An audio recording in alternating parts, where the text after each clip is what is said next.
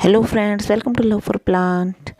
आज मैं आपको बताऊंगी उन 10 खूबसूरत हैंगिंग बास्केट्स के बारे में या फिर हैंगिंग प्लांट्स के बारे में जिन्हें अगर हम हैंगिंग प्लांटर में लगाते हैं तो वो बहुत ही ज़्यादा खूबसूरत लगते हैं। लगाने को तो हम उनको नॉर्मली गमले में भी लगा सकते हैं, लेकिन जब उनको हैंगिंग बास्केट्स में लगाते हैं तो और भी ज़्यादा खूबसूरत लगते हैं। तो उनमें सबसे पहले आता है हमारा पोथोस, जिसे हम मनी प्लांट भी कहते हैं। मनी प्लांट की तो बहुत ज़्यादा वैरायटीज़ रहती हैं। अलग अलग तरह की वैरायटीज़ को अगर हम अलग अलग हैंगिंग बास्केट्स में लगाएंगे तो एक साथ वो बहुत ही ज़्यादा खूबसूरत लगती हैं। आप चाहें तो उन हैंगिंग बास्केट्स की बजाय उन्हें सिंपल गमले में लगा सकते हैं मोस्टिक के साथ, लेकिन हैंगिंग बास्केट्स में लटकते हुए मनी प्लांट का तो कोई जवाब ही नहीं है। मनी प्लांट तो बेस्ट रहता है हैंगिंग बास्केट के लिए, वो इतना इजी टू केयर प्लांट है हैंगिंग बास्केट के लिए। तो आप मनी प्लांट को अपने हैंगिंग बास्केट में ज़रूर लगाइएगा। इसकी वैरायटीज़ बहुत ही ज़्यादा रहती हैं। स्नो वाइट है, जेड पोथोस है, गोल्डन पोथोस है और हमारा न्योन पोथोस है। बहुत ही ज़्यादा इसकी कलरफुल वैरायटीज़ रहती हैं। आप चाहें जितने चाहें अपने गार्डन में इसकी वैरायटीज़ ऐड कर सकते हैं और अपनी हैंगिंग बास्केट को बढ़ा सकते हैं। सेकंड नंबर पर आता है हमारा स्पाइडर प्लांट। स्पाइडर प्लांट वैसे तो हम नॉर्मल गमले में लगाते हैं या फिर हैंगिंग बास्केट में लगाएं, दोनों में ही एक जैसा लगता है, लेकिन हैंगिंग बास्केट में उस टाइम अच्छा लगता है जब इसमें बेबी पप्स भी आ जाते हैं। जब इसके बेबी पप्स जो होते हैं गुच्छों में लटकते हैं नीचे की तरफ, तो और भी ज़्यादा जो स्पाइडर प्लांट होता है वो खूबसूरत लगने लगता है।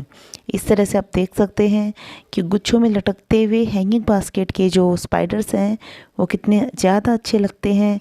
अगर मैं नॉर्मल लगाएंगे गमले में तो इस तरह के स्पाइडर्स अगर लटकेंगे तो वो ज़मीन पर ही रहेंगे, वो उतने ज़्यादा अच्छे नहीं लगेंगे। तो इसलिए आप हैंगिंग बास्केट में स्पाइडर प्लांट भी अपना ज़रूर ऐड कीजिएगा। थर्ड आता है हमारा purple heart plant. Purple heart plant को भी हम वर्टिकली भी लगा सकते हैं और हैंगिंग भी लगा सकते हैं। वर्टिकली हमें इसलिए नहीं लगाना चाहिए क्योंकि अगर 8 से 7 इंच की जो इसकी टहनी हो जाती है, स्टेम हो जाती है, उसके बाद ये लटकना स्टार्ट कर देती है। अगर हम इसे ज़मीन पर लगाएंगे या गमले में लगाएंगे तो नीचे की तरफ लटकेगी और टहनी टूट जाएगी। लेकिन हम इसको अगर हैंगिंग में लगाते हैं तो ये हमारा प्लांट एक लंबी बेल के रूप में रहेगा जो दिखने में बहुत ही ज़्यादा खूबसूरत लगेगा। पर्पल हार्ट के ऊपर छोटे छोटे पिंक कलर के हार्ट शेप के फ्लावर्स भी आते हैं। जब हमारा सीज़न इसके फेवरेबल रहता है या तो मार्च अप्रैल में या फिर अक्टूबर नवंबर में, जो दिखने में बहुत ही ज़्यादा खूबसूरत लगते हैं। पर्पल हार्ट जो प्लांट रहता है वो थोड़ा सा शेड भी अपनी चेंज करता है according to temperature. Fourth number पर आती है हमारी टर्टल वाइन, जिसे हम पर्दा बेल भी कहते हैं। अगर हमें कोई दीवार अपनी कवर करनी है तो इसको हैंगिंग बास्केट में लगा दीजिए और उस दीवार के पास इसे लटका दीजिए।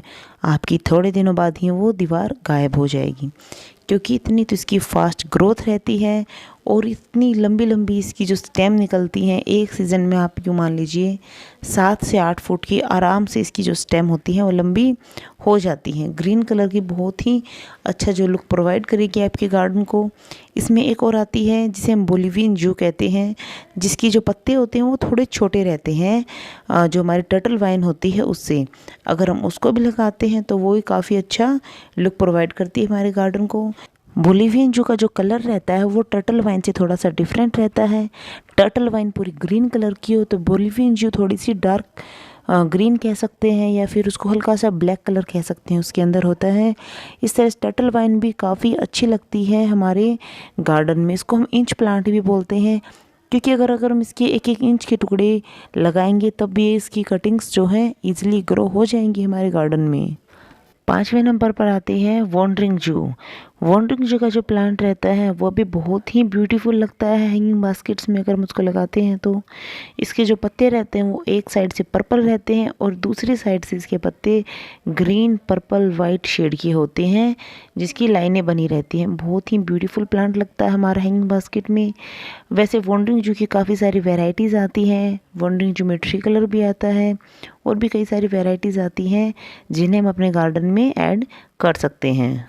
6 नंबर पे आती है स्वीट पोटैटो वाइन। जैसा कि हम नाम से देख सकते हैं स्वीट पोटैटो, इसके ऊपर स्वीट पोटैटो तो नहीं लगती इस वाइन में, लेकिन ये एक ऑर्नामेंटल प्लांट है जो साल भर हमारे गार्डन को बहुत ही अच्छा डिफरेंट लुक देता है। इसमें ग्रीन कलर भी होता है और जो वेरीगेटेड वाली वैरायटी होती है वो भी रहती है, पर्पल कलर भी रहता है। पर्पल कलर में भी इसमें अलग अलग कॉम्बिनेशंस आते हैं। इस तरह से एक पेरेनियल वाइन है जो साल भर हमारे गार्डन में वैसे ही बनी रहती है। जब ग्रोइंग टाइम रहता है इसका, तब इसकी जो हेल्थ रहती है हमारे प्लांट की वो और ज़्यादा अच्छी रहती है, और ज़्यादा अच्छी ग्रोथ रहती है। अदरवाइज़ साल भर हमारा ये प्लांट ऐसा ही बना रहता है। जैसे मनी प्लांट को हम लगाते हैं कटिंग से, बहुत छोटी छोटी कटिंग्स लगाते हैं नोड एरिया से लेकर, उसी तरह से हम इसको भी कटिंग से लगा सकते हैं, वाटर प्रोपोगेट कर सकते हैं। वाटर प्रोपोगेशन के बाद जब इसमें रूटिंग स्टार्ट हो जाए तब हम इसको मिट्टी में लगा सकते हैं।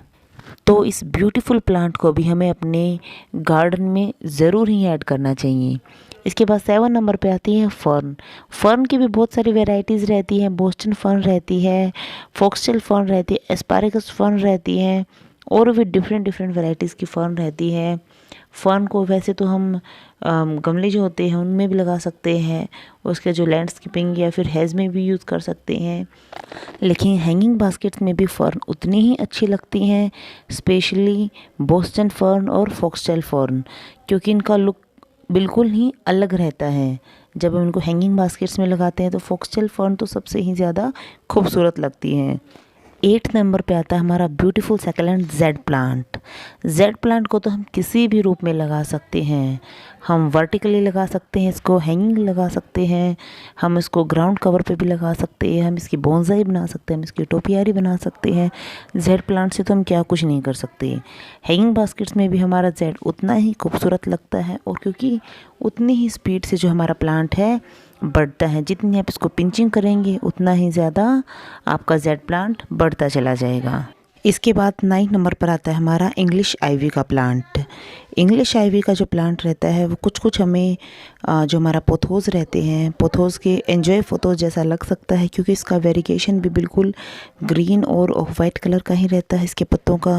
लेकिन इंग्लिश आइवी का प्लांट बहुत डिफरेंट है पोथोस से, लेकिन एक सिमिलरिटी फिर भी है कि इसको भी हम नोड एरिया से लगा सकते हैं, इसको भी हम सिंगल स्टेम या फिर सिंगल लीफ से भी हम इसको प्रोपगेट कर सकते हैं। बहुत ही इजीली हमारा इंग्लिश आइवी का प्लांट मल्टीप्लाई हो जाता है, और हैंगिंग बास्केट्स में ये उतना ही खूबसूरत लगता है।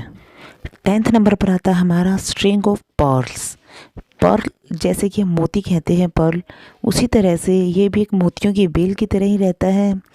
ग्रीन कलर की बेल पर ये छोटे छोटे ग्रीन कलर के मोती लगे हुए हैं, बहुत ही ज़्यादा खूबसूरत लगते हैं। जो स्ट्रिंग ऑफ पर्ल है एक सैकुलेंट है।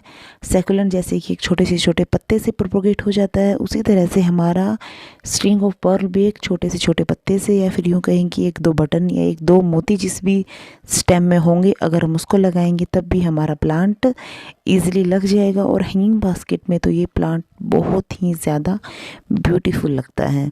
यूँ कहेंगी सबसे ज़्यादा खूबसूरत कोई हैंगिंग प्लांट लगता है तो वो है स्ट्रिंग ऑफ पर्ल, क्योंकि हमारे इन्वायरमेंट के हिसाब से ये बहुत ही अच्छा चलता भी है और बहुत ही अच्छा दिखता भी है, तो वन ऑफ द बेस्ट।